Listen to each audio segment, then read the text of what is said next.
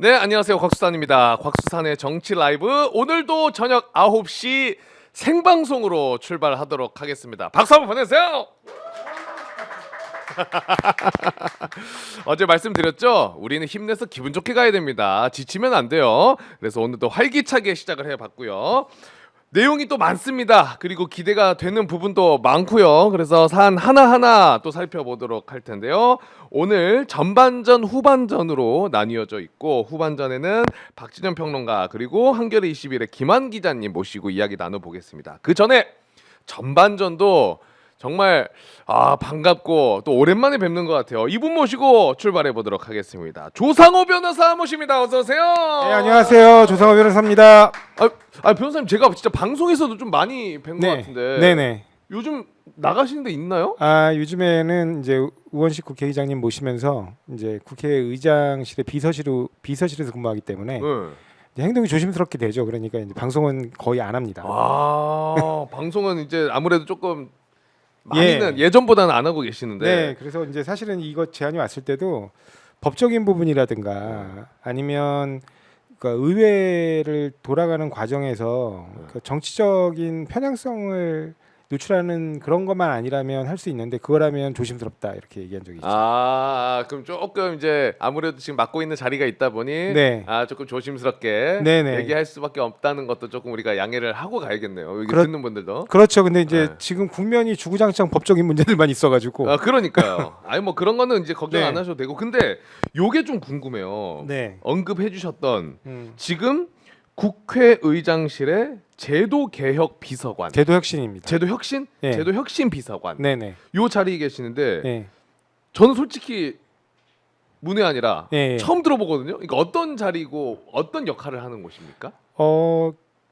국회가 음. 지금까지 해왔던 여러 그 과정에서 나타났던 부조리나 모순이나 그다음 비효율 같은 것들을 찾아서 그 제도 자체를 바꾸는 거예요. 그 제도 중에는 가장 중요한 건 법률이나 규칙이나 이런 규정들을 바꿔나가는 거고요. 네. 그 규정들을 바꿔나가면서 같이 거기에 부합해서 제도나 그 안에 뭐 조직이나 예산이나 이런 것들을 다 조정해 나가면서 맞춰 나가는 거죠. 그러니까 특히 이제 국회 중심 개혁 혁신이고요. 그리고 그 중에는 가장 중요한 지금 가치와 목표를 두고 있는 건 사실은 원래 개헌입니다. 개헌. 예, 헌법 개정. 헌법 개정. 예, 왜냐하면 지금 우리 헌법이 너무 낡은 옷이다. 그래서 좀 일신할 필요가 있는데 뭐 그거는 이제 국민들의 기본권 문제부터 시작해서 사실은 국민들이 제일 많이 관심 갖고 있는 통치구조 문제까지 네. 지금 너무 지금 낡고 오래된 거 아니냐 이런 지적들이 있어요. 물론 낡았다고 표현하지 않고 좋게 얘기하면 안정됐다라고 얘기할 수 있는데 네. 또 이번에 보니까 정말 해괴한 정말 이거 납득할 수 없는 이상한 수계가 나타나가지고 한번 흔드니까 그 안정성의 장점이 확 사라져 버리는 거죠. 요건 이제 중립의 문제가 아니니까. 그건 이미 이제 위법의 단계를 넘어섰기 좋습니다. 때문에 네. 위헌 위법한 사람을 평가하는 문제에 있어서 소극적일 필요는 없습니다. 그렇죠. 변호사님. 그러면은 그 국회 관련된 이제 뭐 법이나 이런 거를 관리를 네. 하고 하시는데 개인적인 궁금증입니다만은 네. 국회 경비대 네. 관련해 가지고 법 개정 추진한다는 말이 있더라고요. 예, 여러 법안들이 나와 있고요. 국회 내부에서대로 신중하게 검토하고 있습니다. 검토하고 있는. 왜냐하면 지금 이제 국회가 사실은 지금 현재 시스템은 어떻게 돼 있냐면 음. 경찰의 인력을 지원받아서 외곽 경비를 담당하고요. 내부에는 질서 유지하는 정도 수준의 방호 인력밖에 없어요. 네.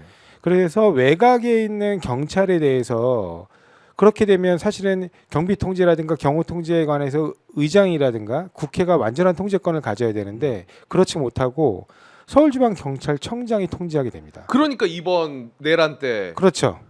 국회를 보호하는 게 아니라 의원들을 못 들어가게 막았잖아요. 국회를 보호하는 게 아니라 국회를 방해하고 사실상 침탈한 거죠. 그러니까요. 네. 그래서- 어처구니 없는 일이 벌어졌습니다. 그래서 저는 이 법 개정 추진한다는 보도 보고 이거는 빨리 해야 되겠다라는 생각이 좀 들더라고요. 대표적인 이제 해외 입법례가 미국이에요. 미국은 의회 경찰대가 있습니다. 따로 있어요? 네, 따로 있습니다. 아예 조직이. 그리고 그 인원이 3,000명이 넘어요. 그래요? 네. 그러면은 그 인원은 오로지 우리나라 따지면은- 국회의장의 통제를 받습니다. 그래, 맞아. 근데 네. 얼마나 이게 한편으로는 비극적입니까? 왜냐면은 그렇죠. 뭐 이런 법까지 만들어야 될 필요가 사실 없을 정도로 그냥 우리나라가 잘 돌아가고 있었는데. 그러니까 지금 거꾸로 얘기하면 또 마찬가지예요. 예를 들면 어떻게 그렇게 행동할 수 있을까라는 행동을 지금 대통령 경호처가 보여주고 있잖아요. 맞아요. 예. 아, 정확합니다. 예, 어떻게 대통령 경호처가 내란 수계를, 내란 우두머리를, 내란 수계는 우리 형법이 규정하고 있는 가장 악질적인 범죄의 가장 꼭대기에 있는 사람입니다. 맞아요. 근데 그 사람을 보호하기 위해서 그 수계가 이미 이른바 중요임무 종사자로 그 밑에 있던 사람들이 다 기소가 되고 다 구속 기소가 된 상황이고 거기에 그 공소장이 하나같이 6명의 그 공소장이 하나같이 내란 우두머리로 적시된 사람을 지금 국가 사실은 행정 공무원들이 그 사람을 보호해주고 있거든요.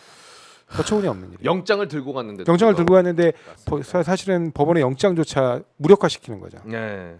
아 정말 어질어질합니다. 네, 그런 상황들을 우리가 실제로 이제 맞이하고 있는 상황인데 오늘 변호사님 모셨으니까 그래도 네. 말씀하셨던 것처럼 네. 법적인 부분으로 네네네. 저희가 해결할 건 또 해결하고 그럼요. 예. 정리해 주실 건 또 정리해 주시는 네네. 게 지금 혹여나 불안해하고 계실 시청자분들을 위해 안정감을 좀 드릴 수 있을 것 같거든요. 네네. 첫 번째로 그러면 헌법재판소부터 가보겠습니다. 지금 어제 헌재가 8명 체제로 첫 재판관 회의를 열었고요. 네. 그리고 헌재에서는 빠르게 좀 신속하게 가겠다. 그리고 공정하게 가겠다. 이런 입장도 냈습니다. 당연한 거죠. 네, 당연한 거고. 네. 근데 우리가 많이 방송에서는 했지만 그래도 확실하게 한 번 더 확인 차원에서 8명이서 탄핵 심판 심리하고 결정하는 거 네. 전혀 문제 없죠? 전혀 문제 없습니다. 네. 사실은 원래 그 이전에 6명이 할 때는 논란이 있었어요. 6명이면? 네. 왜냐면 지금 원래 이번에 2명의 헌법재판관이 임명되기 전에 6인 체제였잖아요. 맞아요. 왜 6인 체제가 문제가 됐냐면 원래 우리 헌법재판소법은 7인 이상이 모였을 때 심리하도록 정해놨습니다. 그러니까 7인 이상이 안 되면, 그러니까 7명이 안 되면 심리 자체가 불가능했었어요. 정원 9명에서 네, 9명에서. 그러니까 23조 1항인데 헌법재판소법 왜 그렇게 정해놨냐면 그 내력을 보면 그런 취지가 아니었을까라는 생각이 있어요. 제가 입법 취지나 이런 걸 좀 검토를 해봤는데 헌법재판소는 입법, 사법, 행정 그러니까 법원, 그 다음에 국회, 대통령, 입법, 사법, 행정의 수장들이 각 3명씩 구성하는 거예요. 그렇죠. 네, 그래서 이게 이른바 권력분립의 원칙을 거의 명징하게 보여주는 그 헌법기관입니다. 그런데 그런 입법, 사법, 행정 중에 어느 한 축을 완전히 배제한 상태에서 심리를 진행하는 건 바람직하지 않다. 6명이면 의사결정을 다 내릴 수 있지만 그렇게 진행하는 건 바람직하지 않고 또 헌법재판소라는 것 자체가 사실은 소수 의견이 제시됨으로써 되게 풍성하고 다양한 사회 제 모습을 보여줘야 되는데 네. 6명이어야 통과가 되는 상황이잖아요. 의결 정족수가. 그렇죠. 그러면 6명 만장일치의 의견만을 강요하는 수가 있어요. 그런 여러 가지 사정들을 고려해서 사실은 7인을 의사 정족수로 둔 건데. 최소로. 예. 근데 이번에 헌재가 이제 재판관 임명이 지연되면서 뭐 이진숙 탄핵안 등의 심리가 지연될까봐 일단은 효력정지 가처분을 그걸 잠깐 정지해놨어요. 헌법재판소법 23조 1항의 효력을 정지해놓은 상태로 편법적이고 임시적으로 진행한 거예요. 아, 6명으로 네. 할 수 있게. 네. 그렇기 때문에 우리가 굉장히 그 부분에 대해서 서두른 거고 민주당뿐만 아니라 국회 차원에서 굉장히 서둘러서 어떻게든 진행해 보려고 했던 건데 한덕수 국무총리가 그에 대해서 굉장히 위헌적 태도로서 응하는 바람에 어쩔 수 없이 또 불행한 2차 탄핵이 이뤄지고 그리고 이제 결국에 이른바 부총리 대행 체제로 간 거 아닙니까? 그렇죠. 그러니까 그렇게까지 간 게 좀 많이 안타깝습니다. 그 변호사님이 어쨌든 국회의장실에 또 계시니까 네. 의장님과도 이렇게 자주 네. 얘기 나누시고 하시죠? 네네. 그 한덕수 네. 권한대행 당시에 네네. 이 2명 자체 아예 그 3명 자체를 임명을 안 해버렸잖아요. 아예 그렇죠. 헌법재판관. 네.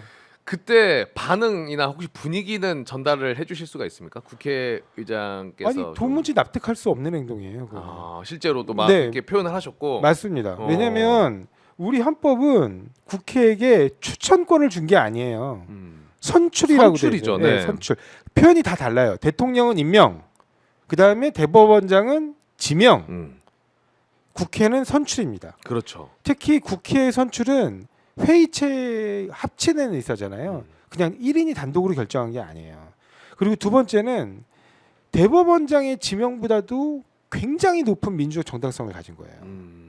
국회 선출이 그렇습니다. 왜냐하면 국민들이 직접 뽑은 국민의 대표들이 뽑았기 때문에. 그렇죠. 그 여야가 합의를 했고 그렇습니다. 네. 그리고 세 번째는 이제 여야 합의인데 그 여야 합의에 관해서 합의를 해놓고 나중에 그 합의의 당사자가 일방 파기했다고 해서 합의를 없다라고 얘기하면 안 되는 거예요. 정확히 얘기하면 그러니까 2024년 그러니까 작년이죠. 작년 8월 13일 날 임기 만료가 즈음하니까 10월 17일이 임기 만료일이었습니다. 즈음하니까 헌법재판소가 곧 3명의 임기가 만료되니까 준비를 해달라는 통지를 국회에 보내요. 네. 그거를 의장실에서 받아서 3일 뒤인 16일 날 8월 16일이죠. 각 교섭단체에게 보냅니다. 그러니까 민주당과 국민의힘이죠. 네. 각 교섭단체한테 보냈고 그 다음에 이제 여러 차례 뭐 임명을 한 해 만에 엄청 논란이 많았어요. 근데 뭐 그건 왜 그랬냐면 민주당 입장에서는 의석수 비율대로 그거는 과거 전례에 따른 거예요. 네. 옛날 민주자유당 시절에 민자당과 네. 그다음에 그 당시에 그 저기 누구죠? 그 김대중 대통령이 운영했던 그때 당시에 새정치국민회인가 그랬을 거예요. 네. 예. 전 잘 모릅니다. 저는. 네. 그때 시절의 의석수 비율이 딱 지금하고 비슷합니다. 아. 그때 민주자유당 이른바 여당이었죠. 거기는 2명을 추천을 했고 그다음에 야당이 1명을 추천했어요. 네. 그래갖고 2대1로 했는데 그 선례를 얘기를 했는데 국민의힘에서는 자꾸 어떤 얘기를 했냐면 민주당 1명, 국민의힘 1명, 나머지 1명을 합의 추천을 하자. 아. 그래서- 합의 추천. 예. 그러니까 1.5명씩 갖자는 거죠. 근데 그게 계속 합의가 진행이 안 됐어요. 네. 안 되다가 이제 12월 9일 날 정확히 그 이전에 합의가 이루어지면서 각자 공문을 보냅니다. 그래서 우리가 이렇게 2명, 여기는 1명. 정확히 보낸 게 있어요. 추경 원내대표가 보내고 이쪽은 박찬대 원내대표가 보내고. 그 추경 원내대표 당시에 합의했다고 입장까지 입장까지 발표했잖아요. 발표했죠. 네. 발표하고 발표한 직후에 각자 공문을 의장실에 보냅니다. 음. 우리는 이 사람을 하기로 했어요. 우리는 이 2분을 하기로 했어요. 여기는 이 1분을 하기로 했어요. 그걸 그대로 받아서 네. 저희는 또 그대로 헌법재판소에 보냅니다. 그리고 제가 확인한 바로는 실제로 제가 직접 유선으로 확인한 바로는 네. 헌법재판소의 담당 서기관이 유선으로 직접 연락을 각 당으로부터 받았어요. 그래서 각 당으로부터. 네, 직접. 왜냐하면 왜 그런 절차를 밟냐면 실제로 인사청문회를 해야 되는데 네. 인사청문회 준비는 헌법재판소에서 도와줘야 되거든요. 각 재판관들이 직접 하는 데는 한계가 있어요. 네. 그러니까 헌법재판소에서 도와줍니다. 아 그래요? 네, 우리도 보시면 아시겠지만 뭐 이것뿐만 아니라 대통령이 임명하는 장관 자리에도 보면 장관을 이렇게 임명하기 전에 인사청문회를 할 때 해당 부처에서 이른바 그 후보자를 실국장급들이 이제 이른바 인사청문 준비단장 내지는 준비위원장 이런 걸 맡아가지고 팀을 구성해가지고 지원하잖아요. 그것처럼 헌법재판소도 그걸 준비를 해야 되거든요. 그럼 헌법재판소가 알아야 될 거 아니에요. 누구지? 그래서 네. 헌법재판소에서 각 당의 연락과 함께 네. 이렇게 아니 추천하신 각 당이 직접 연락을 했어요. 아. 준비해달라고. 각 당에서 먼저 전화한 거예요. 그럼요. 준비해달라고. 저희가 이 사람 추천했습니다. 네. 그리고 이제 인사청문회 진행될 거니까 준비해 주세요. 그렇죠. 그 전화를 국힘에서도 했다. 똑같이. 그럼요. 민주당도 하고. 그럼 완벽하게 정리가 된 거네. 네. 국민의힘에서 심지어 먼저 했습니다. 먼저 했어요, 심지어? 전화를 먼저 했습니다. 이거 단독입니다. 너 3일 먼저 했어요. 3일이나 먼저 했어요. 네. 빨리 준비해달라고. 빨리 준비해 달라고. 그러면은 깔끔하게 지금 다 계속 반복이지만 정리가 된 거네. 그런데 이거를 한덕수가 안 했고 최상목은 또 2명만 했다가 지금의 현재 상황인데 정말 말도 안 되는 거예요. 그거는 진짜로. 왜냐면 어쨌든 2인 추천, 1인 추천 가지고 서로 논쟁이 있다가 합의가 됐는데 그래 그 논쟁이 있다고 치자고요. 2인 1인에 관해서. 그래서 1명씩 한다고 쳐요. 네. 근데 양보해서라도 그렇죠. 한 명씩. 한 명씩 했다고 치자고요. 근데 무슨 근거로 정계선 후보자는 되고, 그러니까 정계선 재판관은 선출된 정계선 재판관은 되고 마은혁 재판관은 안 됩니까? 그러니까 그게 도대체 무슨 근거입니까? 그거를 아니 정계선 재판관과 마은혁 재판관은 그때 선출을 할 때 동수가 나왔어요. 찬성이. 그래요? 네, 똑같이 나왔어요. 오히려 조한창 재판관. 네. 조한창 재판관은 찬성수가 좀 떨어집니다. 나머지 두 분보다. 그런데 최상목 권한대행이 여기 무슨 그러니까 자기가 어떤 근거로 그러니까 민주당 추천, 뭐 국민의힘 추천 그것까지 알겠어요. 그 두 분의 차이는 뭡니까? 그 와중에도 네. 아, 이해할 수 없는 행동이에요. 그러니까요. 그래서 이제 우원식 의장이 네. 이제 이 최상목의 판단에 대해서 헌재에다가 권한쟁의 심판 청구 소송했잖아요. 네네. 그리고 이게 우리가 다뤘던 방금 이야기한 그 여야 합의 공문도 공개를 했고, 네, 그리고 이 사건의 첫 변론 기일이 1월 22일 맞습니다. 맞죠? 네. 그러면 1월 22일로 정했고 굉장히 빠르게 잡은 거예요. 그게 빨리 그거 여쭤보고 싶었어요. 네. 빨리 잡힌 거예요? 엄청 그게? 빨리 잡힌 겁니다. 오. 권한쟁의 심판을 그래도 가급적이면 헌법소원 사건들 같은 것보다는 빨리 진행하는 편이지만 네. 첫 기를 이렇게 빨리 잡는 경우는 괜찮아요. 빨리 잡는 편이지만 지금 이 일자로 잡은 거는 그 빨리 잡는 것보다 더 빨리 좀 그렇죠. 잡은 거다. 왜냐하면 지금 접수된 시점으로 볼 때 이거는 지금 변론 기일이에요. 더더군다나 준비 기일이 아닙니다. 변론 기일. 네, 바로 그렇죠. 그냥 준비 없이 바로 변론 기일 들어가는 거예요. 변론 기일인데 그렇게 보면 윤석열 탄핵 심판 사건 1차 변론 기일이 1월 그러니까 14일로 잡혔잖아요. 1월 14일 네 맞습니다. 네, 1월 14일로 잡혔는데 윤석열 탄핵안이 언제 통과됐죠? 탄핵은 12월 10일인가요? 12월 14 12월 14일인가 그런가요? 14일. 네, 그렇죠. 예. 12월 14일인가 그럴 거예요. 그러면 한 달 만에 잡힌 거잖아요. 아, 변론 기일이. 변론 기일이 그렇게 가장 신속하게 진행한다는 대통령 탄핵 사건도 변론 기일 잡는 데까지 한 달이 걸렸는데 지금 이거는 사실은 거의 보름밖에 안 걸린 겁니다. 그러면 이 권한쟁의 심판 이 변론 기일을 또 네. 헌재에서 네.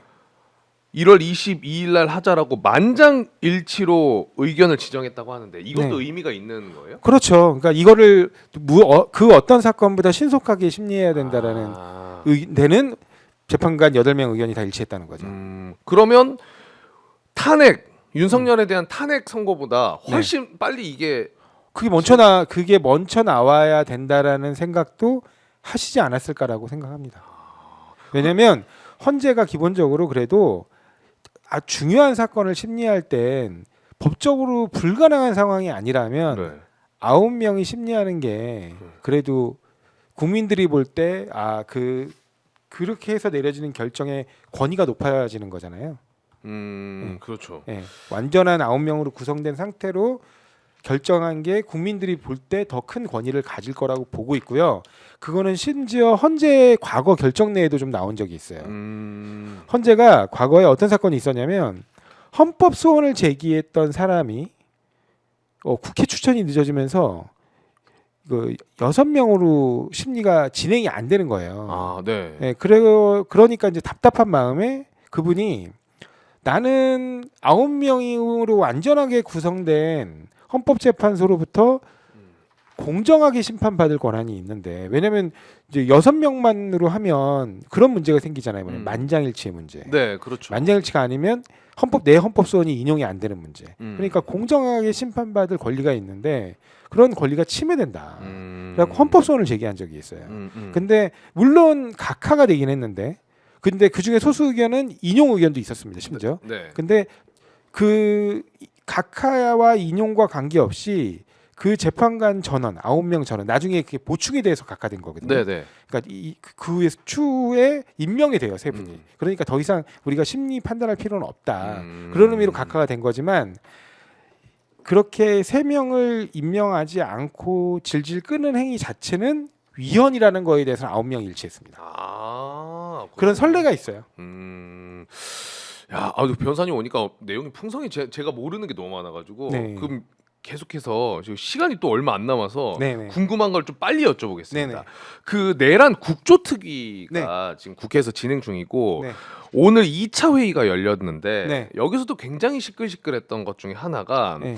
용해인 의원이 저는 합리적인 지적이라고 보거든요. 네. 뭐냐 윤석열 막겠다고 네. 아니 그 윤석열을 지키겠다고 네네네. 체포영장 집행 저지하겠다면서 관저 시위에 합류했던 의원들 중에 저희가 쫙 어젠가 하여튼 보여드렸는데 그 중에 3명 네. 강선영, 박준태, 임종득 요 3명도 관저 시위에 함께했던 사람들인데 이 사람들이 국조특위에 참여를 하고 있어요. 네네. 그래서 이게 맞는 거냐라는 이제 논란이 계속 있었고 그렇죠. 오늘 막 계속 공방이 있었는데 예. 요건 좀 어떻게 보셨습니까? 이거는 어떻게 보면 이해충돌일 수도 있어요. 왜냐면 이해충돌. 예, 왜냐면 지금 그분들이 가서 한 행동이 결국에는 영장 집행, 법원이 발부한 적법한 영장의 집행을 방해할 의도라면 특수공무 집행 방해 공범이 될 수도 있습니다. 거기에 더해서 만약에 그게 그 윤석열 대통령의 내란 행위를 비호하거나 그다음에 내란 행위의 정당성을 강화하려는 의도로 하는 행동이라면 내란 선전죄에 해당할 수도 있어요. 근데 본인이 그 내란에 사실상 사후 가담하는 사후 공범 형태로 가담하는 형태로 행동하시는 거를 그 사안의 진상을 밝히는 위원으로 들어가서 얘기하겠다. 그건 이해충돌이죠.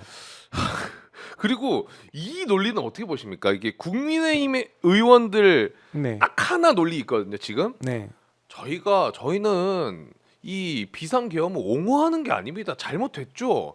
그렇지만 내란이라고 하는 거는 이런 논리로 가거든요. 네네. 이거 완벽한 궤변이잖아요, 사실. 아니 제가 아까도 말씀드렸듯이 내란의 정당성을 강화 선전하는 행위가 이른바 내란 선전죄예요. 내란 선전이다. 따로 있어요. 그렇죠. 네, 91조인가에 있을 거예요. 그래가지고 그건 3년 이상의 징역입니다. 3년 이상의 징역. 그러니까 왜냐면 우리가 이른바 안보형법이라 그러는데 우리 형법에 네. 그런 내란 외환과 관련해 가지고는 형이 굉장히 높아요. 이건 왜냐면 우리 그 형법이 처음 제정될 때가 언제냐면 6.25 직후입니다. 그래서 그런 부분에 대해서 굉장히 엄하게 처벌하겠다는 그런 법 제정권자의 의지가 굉장히 강력히 들어간 거예요. 네네네. 그래서 내란을 한 사람뿐만 아니라 내란을 주요 임무로 종사한 사람 그 사람들도 무기로 처벌하잖아요. 거기에다가 더해서 어떻게 하죠? 단순히 거기에 그냥 부안해동한 사람, 이거 부하수행이라고도 하는데 네. 부안해동한 사람조차도 처벌해요. 그것조차도. 그리고 그것만 처벌하느냐? 내란 음모한 사람도 3년 이상으로 처벌해요. 내란 음모도. 네. 그냥 이제 몇 명이 모여가지고 야 우리가 내란해 보는 게 어때? 그리고 실제로 뭐 실행 강행한 건 하나도 없어. 근데 그게 적발되면 3년 이상입니다. 그것조차도. 네, 3년 이상. 그러니까 판사가 선고하는 형이 가장 낮은 게 3년이라는 뜻이에요. 3년 이상이고 아까 제가 말씀드린 것처럼 다른 사람이 한 내란 행위를 선전하거나 그다음에 이건 어떻게 해요? 지금 네. 채널 A인가요? 보도 같은데 네. 일부 국민의힘 의원들이 이제 공수처에서 네. 체포영장 다시 집행하러 가면은 네. 막아설 계획을 하고 있다. 그러면서 최소 9명이서 네. 저지선을 이제 일단 만들겠다. 네. 공수처 왜 9명이래요? 모르겠어요. 일단 보도상으로는 아직 이제 9명까지 참여를 안 했나 봐. 막겠다는 건데 네. 요것도 완벽한 네. 행위 아닙니까? 그렇죠. 이것도 전형적인 특수공무집행방해. 그러니까 다수의 위력을 행사해 가지고 하는 거고요. 그러면 이 특수 공무집행 방해라고 하면 네. 현장에서 체포를 할 수가 있어요? 당연히 국회의원이어도? 현행범 체포됩니다. 현행범 체포. 왜냐면 국회의원이 불체포 특권을 갖는 건 현행범 아닐 때예요. 네. 현행범일 때는 바로 체포가 바로 되는 체포돼요. 거고. 네. 정확하게 근데 막고 있다면은 특수 공무집행 방해가 네. 되는 거죠, 저게? 방해 현행범이죠. 방해 현행범 됐다 네. 됐어. 거기서 혹시라도 누군가가 뭐 이렇게 멱살을 잡혀갖고 목에 통증이 느껴진다. 네. 그러면 특수공무집행 방해 치상이에요. 치상까지 플러스가 된다.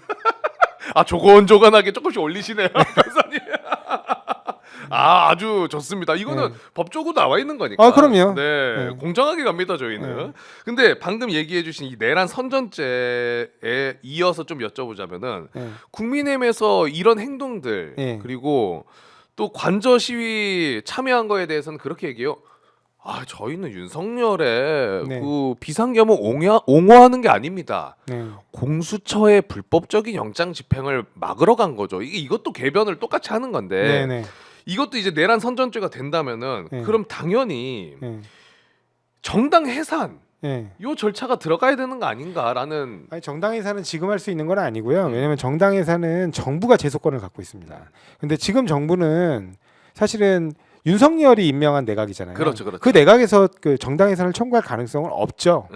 이거는 그러면 이제 만약에 정권이 교체가 된다고 하면 새 정부에서 그 정부의 법무부에서 좀 제대로 준비를 해서 과거 사례를 놓고 보면 그 박근혜 정부 때 이른바 통합진보당 정당 해산 사건이 있었어요.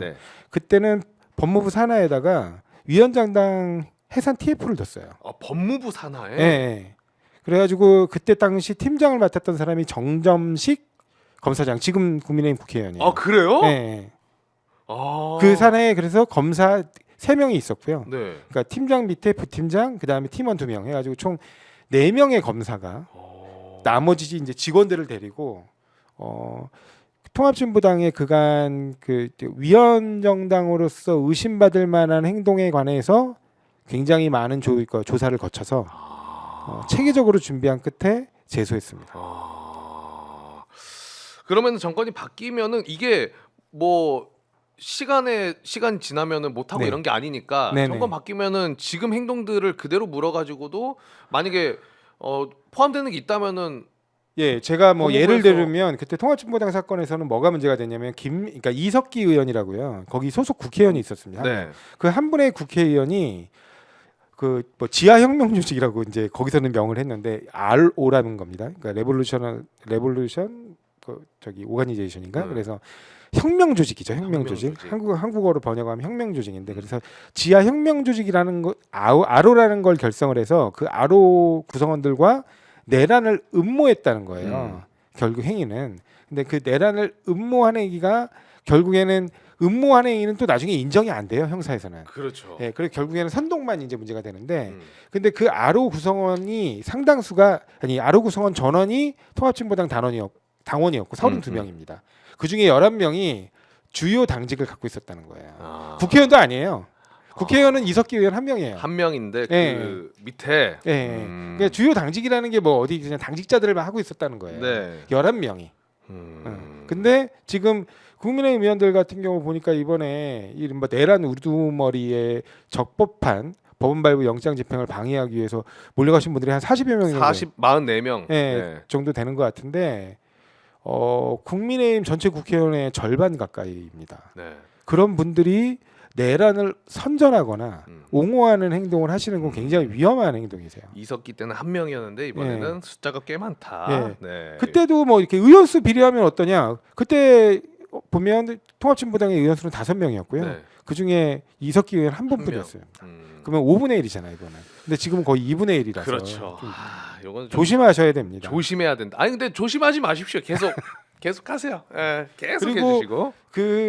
그때 당시에 이 주축이라고 할 수 있는 뭐 이른바 우두머리 수계의 역할을 만약에 내란을 했다면 할 수 있었던 사람은 이석기 의원인데 내란 우두머리가 아니에요. 그분은 왜냐하면 내란 행위까지 못 나갔거든요. 네. 그때 그래 내란 선동에 그쳤는데 네. 그분 같은 경우가 내란 선동에 그쳤잖아요. 근데 지금 윤석열은 국민의힘 1호 당원이고 대통령직까지 됐고 근데 그분은 내란 우두머리입니다. 그렇죠. 해버렸어요. 내란을. 확실해졌습니다. 네. 계속하세요. 계속 국힘의원들은 계속하세요. 시간 관계상 요거만 짧고 굵게 여쭤보겠습니다. 네. 지금 국힘에서 계속 시비 거는 것 중에 하나가 탄핵 소추 사유에서 내란죄 왜 빼? 이거 다시 해야 돼. 네. 재의결해야 돼. 네. 요렇게 주장하거든요. 네. 이게 말도 안 된다는 주장이라는 걸 깔끔하게 정리해 주시면 너무 감사할 것 같아요. 아니 법원이 하는 거예요. 법은 법원이 하는 것이다. 당사자는 사실을 말하는 거고. 그래서 국회는 사실을 말한 거예요.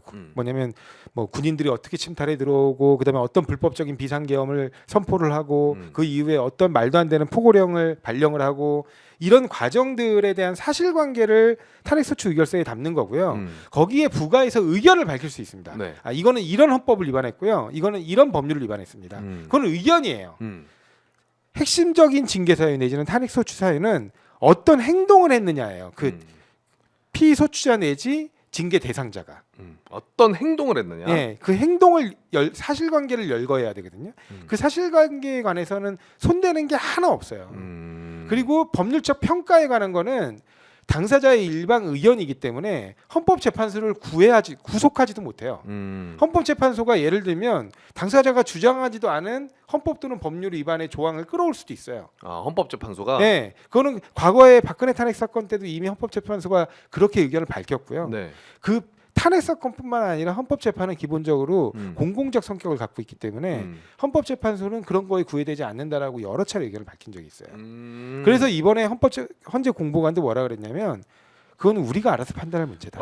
맞아요. 되게 확실하게 이야기를 했더라고요. 네네. 그거에 대해서 계속 시비를 거는 듯한 또 정쟁의 느낌으로 가는 듯한 느낌이니까 네. 헌재에서 확실하게 입장을 좀 내준 것 그렇습니다. 같고. 그래서 그 이른바 로마 법원 중에 굉장히 유명한 말이 그거예요. 음. 당사자는 사실을 말하라. 음, 법은 법원이 말한다. 법은 법원이 말한다. 네. 그리고 그 시비 거는 발언 중에 또 논리 중에 하나가 예. 아 그리고 권성동 의원이 과거에 본인이 그렇게 했어요. 박근혜 탈 때. 그러니까요. 그러니까 네. 이게 네. 이재명 대표 공직선거법 확정 판결 나기 전에 너네 빨리 하고 싶어가지고 지금 선거 결과 나오기 전에 빨리 하고 싶어서 하는 거지라고 하는 건데 네. 사실 방금 언급해주신 권성동도 똑같이 이렇게 했었잖아요. 자기가 그렇습니다. 후추위원장일 때. 아 그리고 그걸 다 떠나가지고 이재명 대표는 누구처럼 뒤에 숨어가지고 재판에 뭐 이렇게 뭐 소환에 응하지도 않고 소마다니고 그러지 않았어요. 그러니까요. 나갈 거 다 나갔잖아요. 네, 소환하면 다 갔고 그 다음에 법원에 출석도 다 하고요. 지금 오늘도 출석하셨던데 보니까 네. 네. 정당하게 재판 진행되고 있고 네. 이제 가장 안타까운 건 지금 국민의힘 의원들이 굉장히 다수가 연루된 이른바 패스트트랙 재판이 있어요. 그게 지금 6년째 하고 있거든요. 아 그래요? 네, 6년째 하고 있는데 재판 기일이 잘 못 잡아요. 왜요? 국민의힘 의원들이 출석을 안 해서 아, 본인들 재판을 이 좀 출석했으면 좋겠어요. 전통인가 보네. 네. 아 왜냐면 불체포 특권이 있어가지고 네, 네.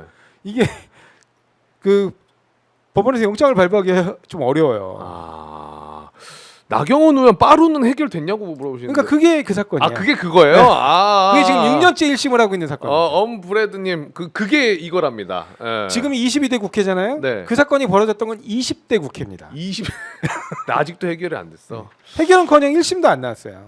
근데 그건 출석을 안 해가지고. 예. 어이가 없네요. 예. 누가 재판을 지원하는지 좀 생각해 보셨으면 좋겠어요. 네, 아우 변호사님 오랜만에 모셔가지고 이야기를 좀 더 나누면 좋은데 시간이 금방 가네요. 너무 반가워서 할 얘기가 많았는지. 네네. 마지막으로 혹시 하고 싶은 이야기 있으십니까? 어, 못 하셨던 말씀이나. 예, 아마 헌법재판소가 지금 이 모든 과정들을 다 보고 있습니다. 그러니까 예를 들면 지금 피소추자인 대통령, 탄핵 사건의 대통령이 헌법과 법률을 수호할 의지가 없구나. 라는 것들을 실시간 영상으로 지금 보고 있는 상황이고 헌재에서도 네. 그다음에 마찬가지로 그 사람이 구성한 내각이 헌법재판소 구성조차 협조하지 않을 정도로 헌법 수호 의지가 없구나. 이것도 다 보고 있습니다. 다 보고 있다. 그러면 그 부분에 대해서 걸려 있는 여러 가지 지금 헌법 재판들이 있는데 어떤 결과가 나오겠습니까? 그 윤석열 측에서는 지금 탄핵 심판 변론기일에도 출석 안 하겠다 뭐 이런 입장 나오고 있거든요. 이것도 그럼 헌재가 보고 있는 거죠? 다 보고 있는 거고요. 어. 만약에 출석을 안 하는 건 저는 그래요. 그 전까지는 계속 뭐 출석을 한다는 식으로 막 의견을 했잖아요. 네. 이제 잡혀갈까봐 무서워서 못 나오는 것 같아요. 아 잡혀갈까봐 무서워서 못 나오는 거다. 네. 다 지켜보고 있습니다, 윤석열 씨. 네, 근데 뭐 하고 싶은 대로 하세요. 뭐 우리가 그걸 말리진 않겠습니다. 자, 다시 한번 오랜만에 나와주신 우리 변호사님 너무나 감사드리고 네. 이렇게 가끔 마실 삼아 나와주세요. 네, 알겠습니다. 곤란한 질문 안 드리겠습니다. 네. 자, 우리 오랜만에 많은 분들 반가워하셨는데요. 조상호 변호사와는 여기서 인사 나누고요. 저희 후반전으로 금방 돌아오도록 하겠습니다. 다시 한번 고맙습니다. 예, 감사합니다. 네.